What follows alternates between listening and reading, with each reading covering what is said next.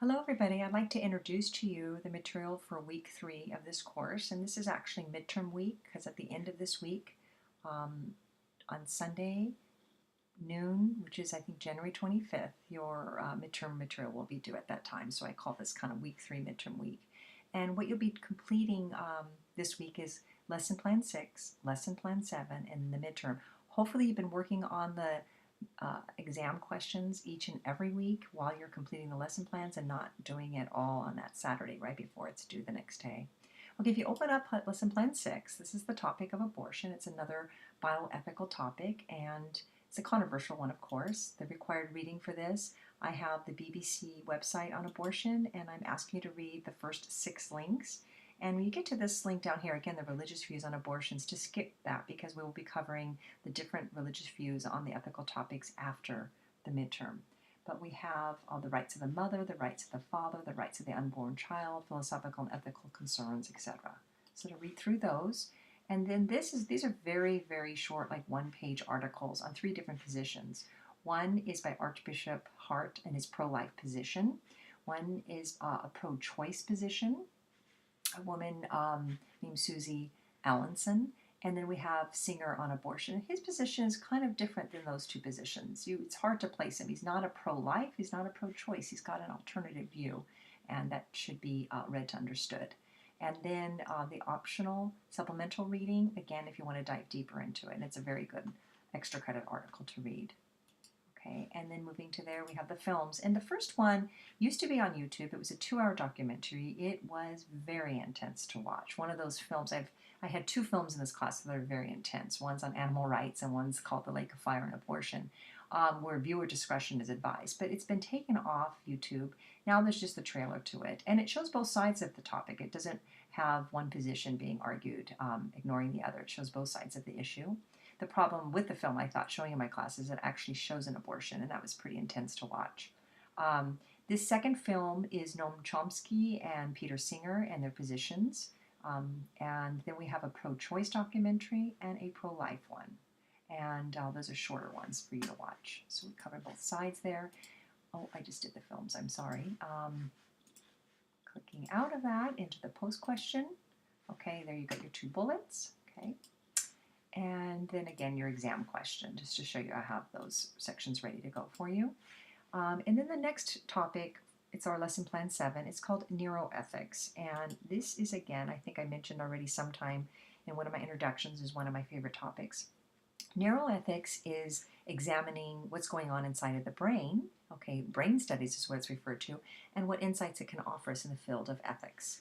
And the required reading for neuroethics or brain research and understanding ethics. I have an introduction to it, very short 2-page introduction. Then Patricia Churchland's material. And Patricia Churchland is a professor at UC San Diego, and she's in the field of neurophilosophy, and she teaches at UCSD with her husband, Paul Churchland. I think they're emeritus. They're at the retired stage at this moment of time. And then Whose Life Would You Save is an excellent article on research and brain research and its implications for ethics, and then this short article on brain manipulation. Then I have an optional reading, not an article, an optional reading. It's actually a book, and it's Sam Harris's book called Moral Landscape, and it's 5 chapters. It's something you could listen to as an audiobook, or you can purchase at Amazon or at Barnes & Noble. And this book can serve one of 2 purposes. It can either serve as an extra credit and a significant extra credit for the course, or it can be your research project. For your research project, one of the options was to read a book that I've approved for the course, and that would be one of them that I have approved, a Sam Harris reading, and specifically this one, it would be the best of all of them. Okay, so I'm clicking out of your reading here and into the films. And we have 3 people to be watching here. Sam Harris, of course, he has a TED Talk, it's superb. Patricia Churchland, she's being interviewed on her book on the whole topic of neuroethics called Brain Trust. And then we have Paul Zak from Claremont University, and it's, again, a great lecture. I believe it's a TED Talk. Yes, it is. Okay, so we have those to watch. And then your post, again, the 2 bullets for the post and your exam question. So, and I say fini because you have just finished all the material you need for your midterm exam. Let's open that up real quick. Okay, I say approximately 5 hours to complete. And the thing, what I really would like, if I click back for 1 second, I'd really like you to be working on the exam every single lesson plan, every single week, and then not have that stress of squeezing it all in at the end. And then all you'd have to do once everything's up and running on your website is just polish it up that weekend before it's due. But when I open up the midterm, okay, you'll have the directions. Okay, and again, it's just step-by-step directions. Okay, some, how do you send it to me? When do you send it to me? That kind of stuff. And then the preliminary questions. And the preliminary questions are very simple. There's 7 questions, as there are 7 midterm questions. There's 7 preliminary as well. And they're very simple, like your name, what posts have you completed, have you watched the films and completed the reading, and do you have a favorite? How many hours do you think you put into the class? This number 5, 6, and 7 are the most important. And these are the ones that I'm actually giving points for.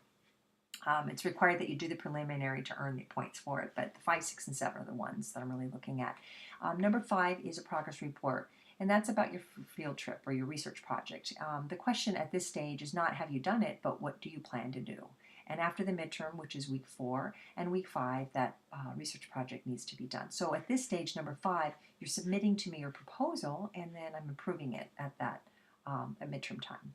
And then number 6 is your favorite ethical topic and why, and have you your views on ethics changed in any way in the last 3 weeks. So 5, 6, and 7 would be what you'd want to concentrate on. And again, just a paragraph would be fine per section there. So here's your questions, and the exam questions are on just one of them, just to show you they're exactly the same that was already on the lesson plan. So they're reposted here for you in case you want them all placed in one nice spot for you to examine. Okay, and I do offer optional lesson plans for the midterm and also one for the final. It's if you had time and you got the midterm done and you wanted to squeeze in another lesson plan. And there's 2 options for you here. One, you can complete both 4A and 4B, and one of them could be extra credit.